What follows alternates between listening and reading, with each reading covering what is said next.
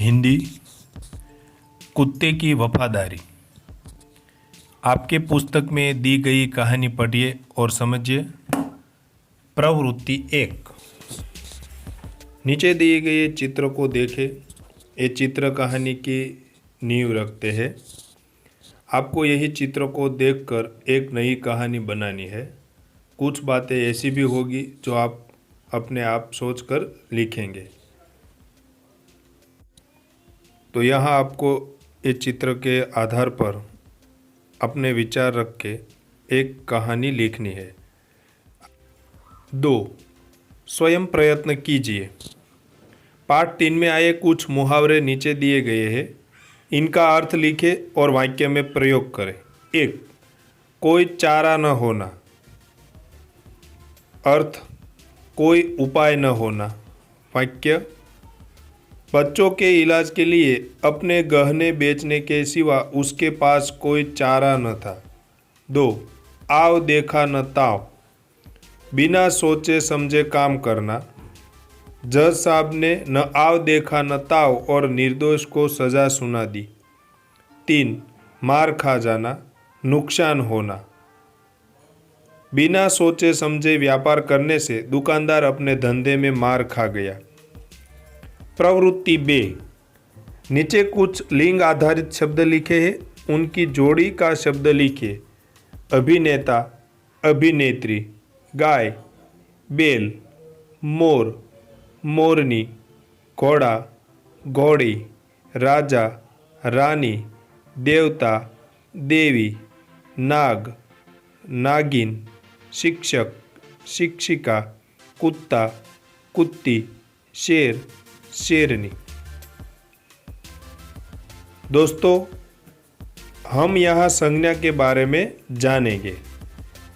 किसी भी खास व्यक्ति, प्राणी या स्थान को सूचित करने वाली संज्ञा को व्यक्तिवाचक संज्ञा कहते हैं। जो शब्द संपूर्ण जाति का बोध करता है उन्हें जातिवाचक संज्ञा कहते हैं। उदाहरण देखते हैं। नर्मदा अमरकंटक पर्वत से निकलती है, तो यहाँ नर्मदा व्यक्तिवाचक संज्ञा है। 2. सभी छात्र आज देर से आए, तो यहाँ छात्र जातिवाचक संज्ञा है। नीचे दिए गए शब्दों का व्यक्तिवाचक संज्ञा और जातिवाचक संज्ञा में अलग कीजिए और इनके अलावा हर एक के 5-5 उदाहरण दीजिए। तो यहाँ हम भारत, तो भारत से ये व्यक्तिवाचक संज्ञा, हिमालय व्यक्तिवाचक संज्ञा, नदी जातिवाचक संज्ञा, गाय जातिवाचक, सैनिक जातिवाचक, पर्वत जातिवाचक, पेड़ जातिवाचक संज्ञा, कुत्ता जातिवाचक संज्ञा। अब हम और उदाहरण देखेंगे। व्यक्तिवाचक संज्ञा में गंगा, बद्रीनाथ, रामायण, गुजरात, सूरदास, महात्मा गांधी, कुरान। और जातिवाचक संज्ञा में बच्चा, मंदिर, किताब। 2. कथनी और करनी। आपके पुस्तक में दिए गए पाठ को पढ़िए और समझने का प्रयत्न कीजिए। प्रवृत्ति 1। निम्नलिखित गद्यांश को पढ़िए और प्रश्नों के उत्तर दीजिए। यहाँ गद्यांश है वो आपको पढ़ना है और इसके बाद जो प्रश्न है उसकी हम चर्चा करेंगे। 1.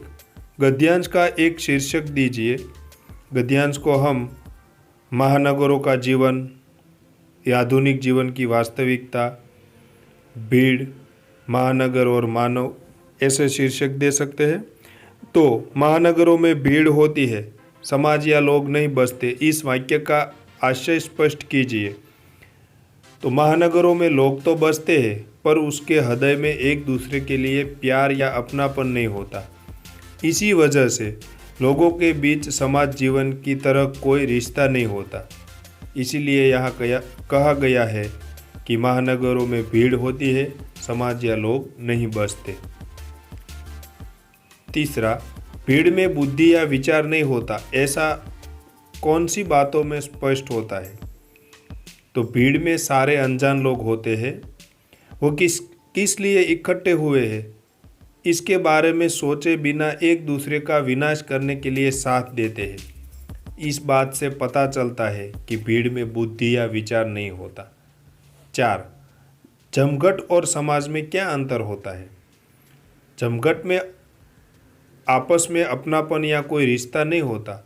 लोग बिना सोचे समझे एक दूसरे का साथ देते हैं, जबकि समाज में लोग प्यार और भाईचारे से एक दूसरे के साथ खड़े होते हैं। समाज में लोग प्रगति के लिए सोचते हैं। 5. फ्रीज आने से क्या हानि हुई है? फ्रीज आने से सभी लोग एक दूसरे के घर जामन या किसी चीज़ मांगने के लिए नहीं जाते, जिसके कारण पड़ोस के लोग के साथ जो संबंध थे वो कम हो गए हैं। जैसे सारे संबंध फ्रीज हो गए हो ऐसा लगता है। प्रवृत्ति 2. कथनी और करनी पाठ का संक्षेप करके अपने शब्दों में लिखिए। महानगरों में लोग या समाज नहीं बसते, पर भीड़ जमघट होती है। लोगों के पास हृदय, बुद्धि या विचार नहीं होता। उनके हाथ निर्माण नहीं किंतु विनाश के लिए होते हैं। ये भीड़ अंधी गलियों में घूमती है। लोग विनाश के लिए एक दूसरे का साथ देते हैं। जहाँ भीड़ के लोग विनाश करते हैं, वे जगह या लोग उनके अपने नहीं होते हैं। लोगों का पड़ोस में संबंध नहीं होता। पुराने ज़माने की तरह लोग जामन मांगने के लिए पड़ोस में नहीं जाते, क्योंकि फ्लैट में फ्रिज है और सारा संबंध भी फ्रिज में फ्रीज हो गए हैं।